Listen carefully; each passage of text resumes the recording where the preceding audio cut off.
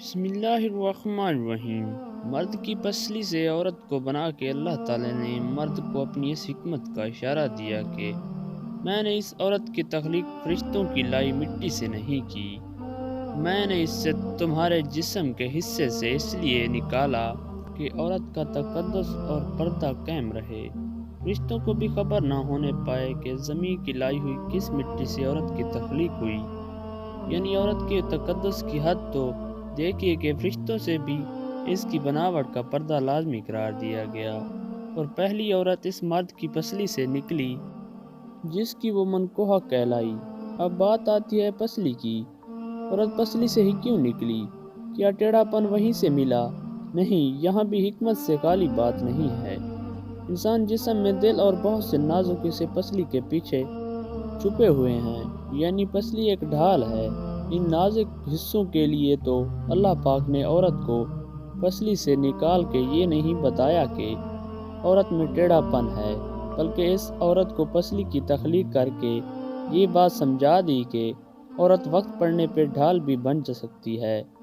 حضور پاک صلی اللہ علیہ وآلہ وسلم صحابہ کی محفل میں جلوہ فرما تھے کہ ایک شخص حاضر ہوا اور عرض کرنے لگا، یا رسول اللہ صلی اللہ علیہ وآلہ وسلم، کوئی ایسا مومن بھی ہے جو جہنم میں رہے گا؟ حضور پاک صلی اللہ علیہ وآلہ وسلم فرمانے لگے، ہاں، ایک شخص ایسا ہوگا جو جہنم کی گہرائی میں 1000 سال رہے گا اور مسلسل اونچی آواز میں پکارتا رہے گا، یا حنان یا منان۔ ایک دن اس قدر اونچی بلند آواز سے یہ یا حنان یا منان کہے گا کہ حضرت جبرائیل علیہ السلام جہنم کے قریب سے گزرتے ہوئے اسے سن لیں گے۔ حضرت جبرائیل علیہ السلام حیران ہوں گے کہ یہ کیسی عجیب بات ہے کہ کوئی مسلسل یا حنان یا منان پکار رہا ہے۔ حضرت جبرائیل علیہ السلام عرش کے سامنے حاضر ہوں گے اور سر سجدے میں رکھ کر خدا کی تسبیح بیان کریں گے، اور اللہ فرمائے گا، اے جبرائیل علیہ السلام، سر اٹھاؤ۔ جیسے ہی حضرت جبرائیل علیہ السلام سر اٹھائیں گے تو اللہ فرمائے گا کہ بتاؤ جبرائیل علیہ السلام، کیا عجیب دیکھا آج تو نے؟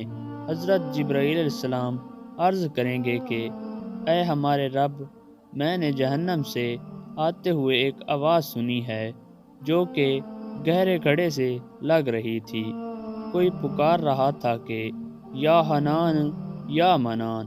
اللہ فرمائے گا، اے جبرائیل علیہ السلام، جہنم کے دور کے مالک کے پاس جاؤ اور اسے کہو کہ جو بندہ یا حنان یا منان کی صدا لگا رہا ہے اسے جہنم سے نکال کر تمہارے حوالے کر دے، پھر اسے میرے پاس لے آؤ۔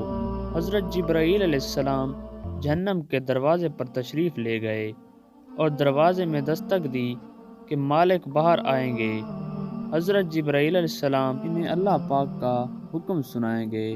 حکم سن کر مالک جہنم کے اندر جائیں گے۔ حضرت محمد صلی اللہ علیہ وآلہ وسلم نے فرمایا، جیسے ماں اپنے بچے کو پہچانتی ہے، مالک ایسے جہنم کو پہنچتے ہی اس کے باوجود آپ یا حنان یا منان کہنے والے شخص کو تلاش نہیں کر پائیں گے۔ بعد تشریف لائیں گے، حضرت جبرائیل علیہ السلام سے عرض کریں گے، اے جبرائیل، جہنم نے گہرا سانس لیا ہے، اس لیے کون سی چیز پتھر ہے، کون سی چیز لوہا ہے اور کون انسان ہے، اس کی پہچان نہیں ہو رہی۔ حضرت جبرائیل علیہ السلام پھر اللہ کی بارگاہ میں سجدہ کریں گے۔ اللہ پاک ارشاد فرمائے گا، اے جبرائیل علیہ السلام، سر اٹھاؤ، تم یا حنان یا منان کہنے والے کو کیوں نہیں لائے؟ حضرت جبرائیل علیہ السلام عرض کریں گے، مولا دور کے جہنم کے مالک نے بھی معذرت کی ہے، کہتے ہیں کہ جہنم نے گہرا سانس لی ہے، اس وجہ سے پتھر، لوہے اور انسان کے درمیان کوئی فرق نہیں بچا ہے، تو یہ سب جل کر کوئلہ بن چکے ہیں، کسی چیز کی پہچان نہیں ہو پا رہی۔ اللہ فرمائے گا، جبرائیل، مالک سے کہو میرا بندہ جہنم کی فلاں گڑھے میں فلاں کونے میں اس حالت میں پڑا ہوا ہے۔ حضرت جبرائیل علیہ السلام جہنم کے دروازے پر جائیں گے اور حضرت مالک کو یا حنان یا منان پکارنے والے کا پتہ بتائیں گے۔ حضرت مالک جہنم کے اندر جائیں گے اور دیکھیں گے کہ ایک شخص ہے، اس کے پاؤں اس کی پیشانی کے ساتھ اور اس کے ہاتھ گردن کے ساتھ بندھے ہوئے ہیں اور جہنم کے سانپ بچھو اس کے ساتھ لپٹے ہوئے ہیں۔ مالک اس کی زنجیریں توڑیں گے اور جہنم سے نکال کر حضرت جبرائیل علیہ السلام کے حوالے کر دیں گے۔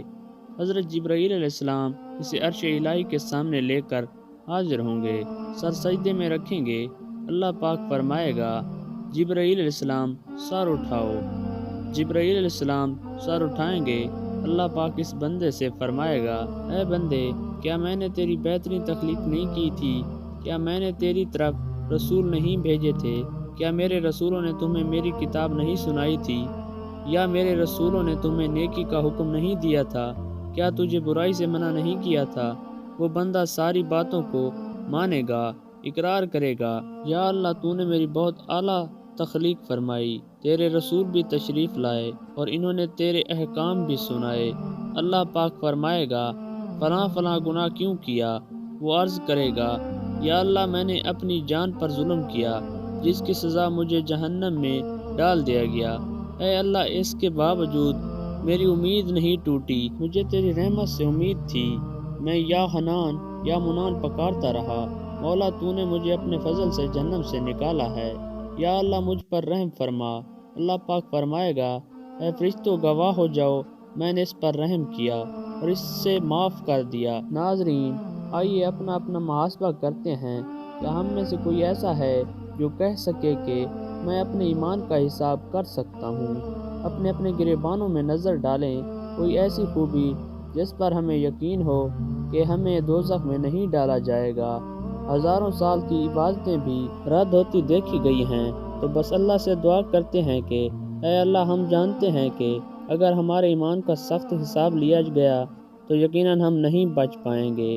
ہم بے حد گناہ گار ہیں، لیکن اے اللہ، ہم تیری رحمت کا سوال کرتے ہیں، ہم سے حساب اپنے عدل و انصاف پر نہ لینا، بلکہ ہم پر اپنی رحمت اور عطا سایہ رکھنا۔ اے اللہ پاک، ہماری دعا کو قبول فرما۔ قیامت کے دن جب لوگوں کے ایمان کا حساب و کتاب ہو رہا ہوگا، پر کچھ لوگ ایسے ہوں گے جن کو اللہ تعالیٰ بغیر حساب کے جہنم میں بھیج دے گا۔ صحابہ کرام رضوان اللہ علیہ اجمعین نے عرض کیا، یا رسول اللہ صلی اللہ علیہ وسلم، وہ کون سے لوگ ہوں گے؟ نبی کریم صلی اللہ علیہ وسلم نے فرمایا، ظالم حکمران، وہ تاجر جو جھوٹ بولتا ہو، وہ بوڑھا شخص جو زنا کرتا ہو۔ نبی کریم صلی اللہ علیہ وسلم نے فرمایا، جس شخص میں یہ 3 عادت پائی جائیں گی، جو سننے سے پہلے ہی جواب دینا شروع کر دیتا ہے، بات کو سمجھنے سے پہلے ہی جھگڑا شروع کر دیتا ہے۔ اللہ پاک ہم سب کو نیک عمل کرنے کی توفیق عطا فرمائے، آمین۔ ناظرین، یہ تھی ہماری آج کی معلوماتی ویڈیو۔ اگر ویڈیو اچھی لگی ہو تو ہمارے چینل کو لائک اور سبسکرائب لازمی کر دیجیے گا۔ کمنٹ باکس میں اللہ تعالیٰ کے 99 ناموں میں سے ایک نام ضرور ٹائپ کریں۔ جزاک اللہ خیرن کثیرا۔